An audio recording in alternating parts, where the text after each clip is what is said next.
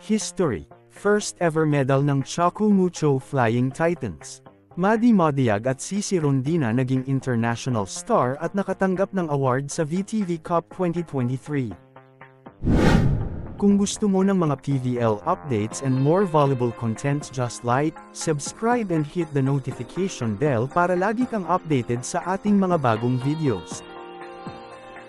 Isang history nga ang ginawa ng pambato ng Pilipinas na Choco Mucho Flying Titans pagkatapos matalo ang Kansai University na kupunan ng Japan sa loob ng 4th set at naiuwi ang bronze medal sa VTV Cup 2023.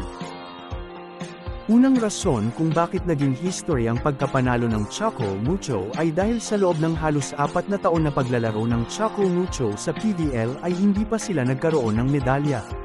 Ito ang kauna-unahang medalya na nakuha nila at sa international stage pa.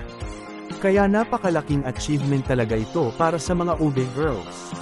Pangalawa ay sa ilang beses nang naimbitahan ang Pilipinas sa VTV Cup ay ngayon pa lamang nagkaroon ng medalya ang Pilipinas. Pinapakita lamang nito na ang Choco Mucho ang best team sa lahat ng pinadala ng Pilipinas sa liga na ito. Pinakita talaga nila na gigil silang bumawi, sapagkat sa nakaraang PVL Invitational Conference ay naging top 7 lamang sila. Ngayon sa pangunguna ni Cici Rondina, Des Cheng, Cherry Nuneg, Maddie Modiag, Caitlin Viray at Dina Wong ay nakuha nila ang bronze medal para sa Pilipinas. Sa pagkapanalo ng Choco Mucho ng bronze medal, 2 players nila ang nabigyan ng award.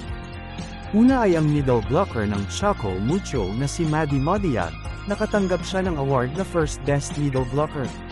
Ito ang kauna-unahang award ni Maddie Modiag sa international stage.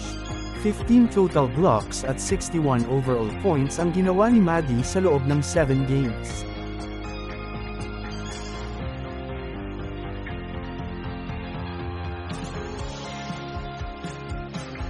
Ang pangalawa naman ay si Cici Rondina.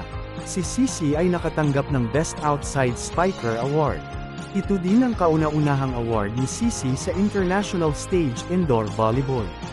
Sa pagtanggap ng award ni Cici ay sinasabi ng mga volleyball fans na pwede na siyang tawaging the GOAT ng Pilipinas sa larong volleyball, sapagkat marami na siyang natanggap na award sa international stage, mapa-indoor man or outdoor volleyball.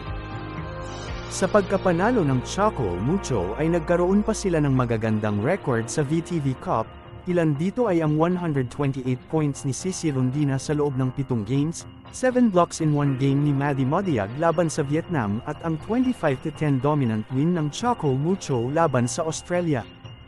Sa naging run ng Choco Mucho sa VTV Cup ay paniguradong isa ang Choco Mucho sa paghahandaan talaga ng ibang team sa paparating na PVL All-Filipino Conference. Makakasigurado tayo na magandang laban na naman ang mapapanood natin sa PVL.